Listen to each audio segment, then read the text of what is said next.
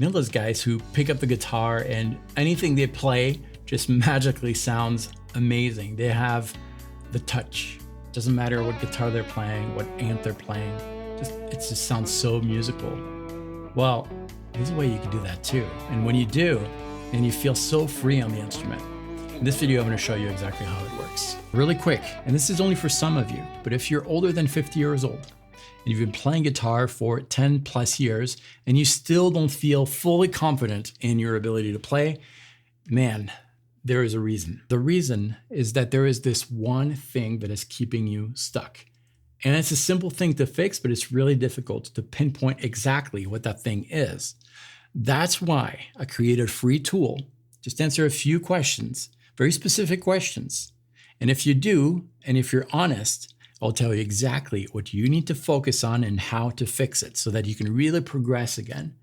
But again, it's not going to work if you've been playing for less than 10 years. You can try, but probably not for you. But if that's you, check the link in the description of this video and answer the few questions. I promise this is going to help you out. All right, let's get started. The reason those guys make everything work so well on the instrument is that they understand that the music starts from within. This is just the instrument, just the tool. You've got to start from inside. You gotta think about what you want to say and how you want to say it. So that's really where it starts. So I promise we're going to get very practical on the instrument, but it's got to start with what I'm doing right now. See, when I'm talking to you, there's a lot of things that are conveyed. It's not just the words and the meaning of the words. It's the way that I deliver the words, the pauses. See, sometimes I might say something, and if I don't say it like right away, it keeps you. I mean, that is a little awkward, but you know what I mean? Those long pauses have their meaning. They prepare what's coming next. Now, it doesn't have to be a super long, dragged out pause, but silences have their meaning. Not only that, but the delivery of my speech. Like some words, some group of words are going to be said, like I did there, pretty fast, are going to be said, that was quite fast. Whereas sometimes I might slow down my speech a little bit, like I did there. That's another thing. There's also volume. My speech is not within a single volume. There is range.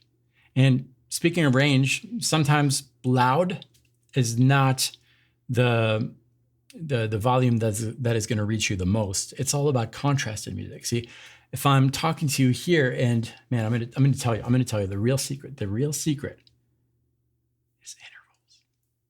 Contrast. It's all about contrast. I said it really low, but you peeked in to hear what I was saying. All those things are going to be translatable on the instrument. Well, let's start with volume. First of all, on an electric guitar, we're going to consider that we have three types of volume: loud, medium, low. If your volume is all the way up, you're all the way up. You don't really have much control. You can try to play a little bit softer, but it's not going to clean up the note, right? You still have some gain there. So here's my trick. Volume at 10 here. I'm going to pluck a note at an average strength. That's going to be my type of picking that I'm going to have throughout my playing. Then I'm going to decrease until I hear a significant difference in tone. So here I have some overdrive. Okay, overdrive cleaned up here. So I'm going to back up a little bit. The goal is to find the volume number that is just before it changes the tone. So here I'm at about an 8. This allows me to have a lot of control over the tone and the volume of the guitar just with my pick. If I play at the average strength, that's my bass tone. If I dig into it, I'm going to hear a little bit more of that overdrive coming through.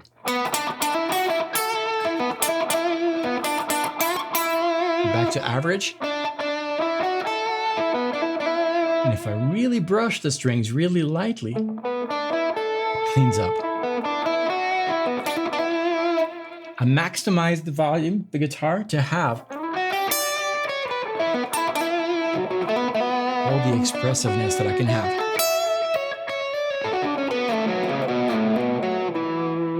Now let's talk a little bit about rhythm. When I say rhythm, yes, you should stick to the overall rhythm of the backing track, but that does not mean that you should play like a robot. You still have some kind of liberties in that. So I'm going to do something a little funny here. I'm going to play a backing track. I've got something different here in E Dorian. Here's my beat. And I'm just going to speak over it. Like I'm doing right now, my voice and my delivery kind of automatically matches the rhythm going on here. It's not calculated, it just kind of naturally happens. Do that on your own. If you don't know what to say, grab a book and try to read it, matching the backing track that you have there. What I'm doing here is not absolutely precise. If it was, it would sound like a robot. I'm a robot speaking very precisely over this track. Not what we're doing here. It's kind of matching it while being free. So how do you work on that stuff with the guitar? Well, we're in E Dorian here, and I found that the best way to do that is to play something comfortable. E minor pentatonic would work. And we're gonna take a bend. Maybe we'll take this one on the second string, 15th fret that we're bending a full fret. Let me show what's going on here. You're bending the note and you're releasing it. But as you're releasing it, you're playing all the notes in between. You know you're trying to reach that, and be loose with it, have fun with it.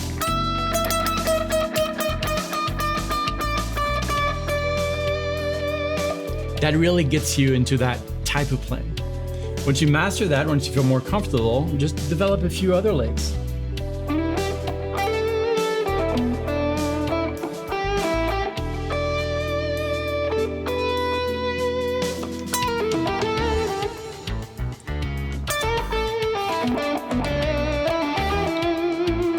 All right, now that we have those, let's talk about approaching a note. Very similar to punctuation when I'm talking. It adds a lot of character. Now, there are three main ways to approach a note, and each of these ways have a variation. Think of it as kind of like the opposite. Let me show you. We first have bends. The opposite would be a pre-bend release. We have slides from below and slides from above. We have hammer-ons and pull-offs. We're gonna try to combine those things into our playing. Now, before adding the element of backing track, we're gonna take a simple theme. Now, this is something I started doing a few years ago. Really helped my playing. Instead of taking traditional licks, I started taking themes. Could be anything, as long as it's ingrained in your mind. Christmas carols are great. We all kind of have them stuck. I'll take one. Check this out.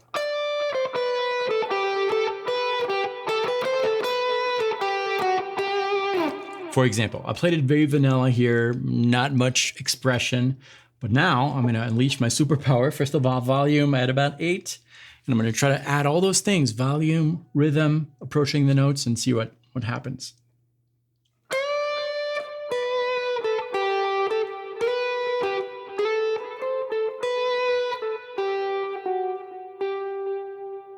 A little more interesting. Tons of ways of playing that. And the more you get comfortable with it, the more you're gonna find new ways of playing it.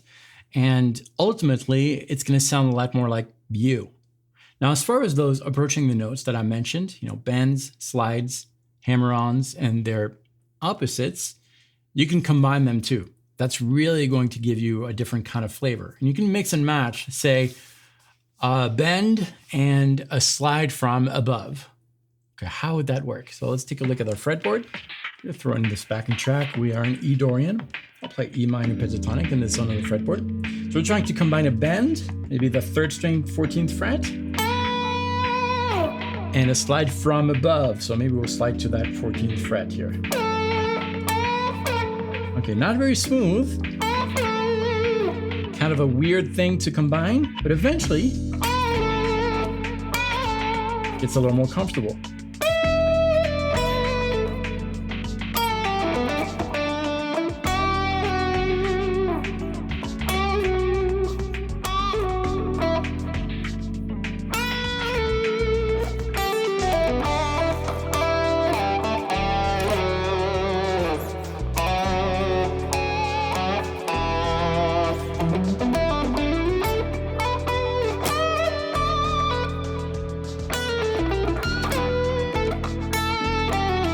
so much more to explore until you get stuck. And when you get stuck, there's one thing that is going to get you unstuck, and that thing can be discovered right here in this quiz. Completely free. Check it out. I'll tell you what is keeping you from progressing and how to fix it for free. I'll see you in the quiz.